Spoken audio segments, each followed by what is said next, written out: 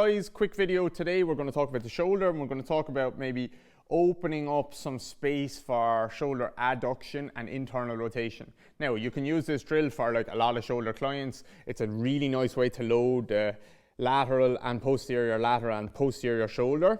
But if you wanted to be a bit more specific, it's for people who are like, oh, when I reach across like this, like I get that pinch, I get caught. Or like when I'm trying to internally rotate, I get caught. Or anyone who just gets caught around the front of the shoulder. But not only them, because some people are lacking range and don't get caught around the front of the shoulder at all. They feel fine, but if you want to open up some range, this is a good option. Not your only option, but I'm going to show you a simple option that you can use. To understand it, we're just going to talk about the hip and pelvis. So you know the way, I'm sure you've seen like the content, you should have gone through the hip and pelvis section. This is kind of some of the reason why I teach a lot of lower limb first as well, is because when you understand the hip and pelvis and the foot, you understand the upper body much better, and it doesn't necessarily go the other way around, okay? So let's say we're trying to open up the lateral on the left hip, lateral hip, posterior lateral, posterior hip. We're probably going to want to rotate our pelvis to the left into that left leg. Or we're pretty much definitely going to want to like lengthen and load those tissues by rotating in. Now, when we rotate our pelvis in, we need a few things to happen. We're going to rotate our pelvis to the left. I can't have a straight knee on my left knee. If I try and rotate and I just straighten my knee, a straight knee means a femur that's just dead straight down, and you can't load your hip like that. You cannot load your hip muscles. So you have to have a bent knee. Second thing, you can't let your left foot, so I'm going to rotate my pelvis to the left. I can't let my left foot roll onto the outside of my foot and lose the inside of my foot, because I'm trying to turn into something and my foot is just turning as well. Then I'm actually not loading up any tissues, okay? You can try that yourself if you want. You won't feel any tissues getting wound up in the hip. So when we take it onto the shoulder, we need to make sure we have our hand contact right on the inside, and then we need to have a bent elbow, okay? So what we're going to do is, instead of doing this type of stretch where we adduct and we try and pull across like this, which actually can work, but a lot of people that have these issues, they just feel it at the front. They don't feel any opening at the back. But if they did feel opening at the back, like you could use that as an option. But we're going to try and not just like stretch them, we're going to put a lot of load or try and find a decent bit of load through these tissues, okay? So instead of the pelvis rotating over the femur, we're actually going to turn the chest towards the shoulder or towards the hand, let's say, okay? So we're going to use a wall. We're going to use, Kira's going to try and like get the best view she can. So you're going to use a wall. You're going to have a hand where your fingers are just pointing up to 12 o'clock. And then I'm going to begin with, I'll play around with a few options here. I'm going to place my right hand on my chest here, okay? So I'm just going to use the word chest when I talk about like the thorax or whatever, okay? So left hand on the wall.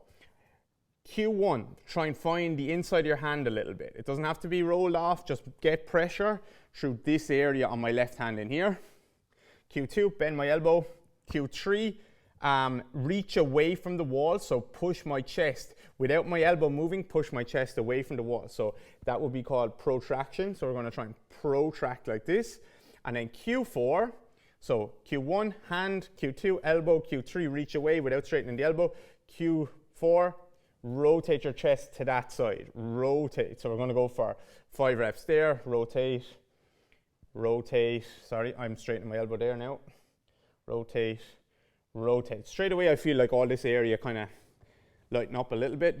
I've obviously done it before and I know the position I'm trying to get into. You might struggle. So if someone keeps rolling onto the outside of the hand, which they probably will because they can't lengthen these tissues, they're not able. And they're the people that need the extra couple of little cues or whatever. So what we can do, number one, what we can do is we can actually use our right hand and bias the left hand into pronation. So I'm actually going to kind of grab, not aggressively, but I'm going to grab my left hand and try and gently push this part of my left hand into the wall, okay? So I'm going to go here, I'm going to grab here, and I'm just going to lock it. It's almost like I'm locking that in.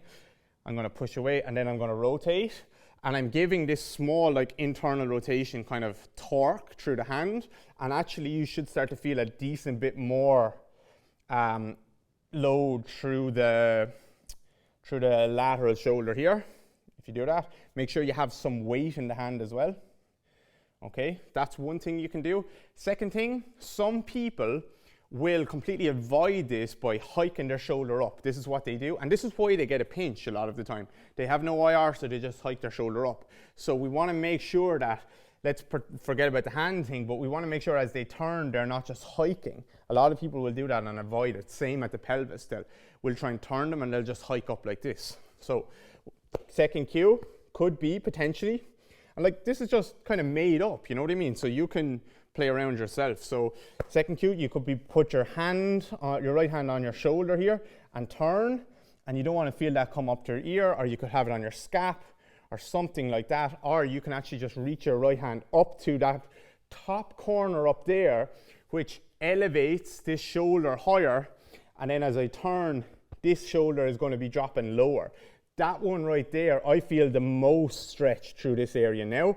The opposite of that will be if I reach that right hand down to the floor over there, that's going to cause a hike. So I can reach my right hand up over there. But like all of these things are just ways of getting you to lock this hand in place and rotate and adduct. You're getting, so this is adduction in the open chain, this is adduction in the closed chain. They're all just ways of doing that. So don't let the hike happen.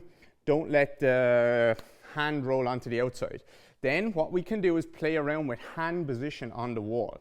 So there I just have like a neutral position. If I wanted to bias into internal rotation, I can start in humeral internal rotation here, where my hand is pointing. If that was 12 o'clock from my left hand, that would be 3 o'clock. My fingers are pointing over there. And then I can literally just rotate in there a little bit. I could have it out here. Now, this one here, you're actually putting a lot of people into end range IR to begin with, and it might not feel good, but I do use it with some clients when if I feel like they're able for it.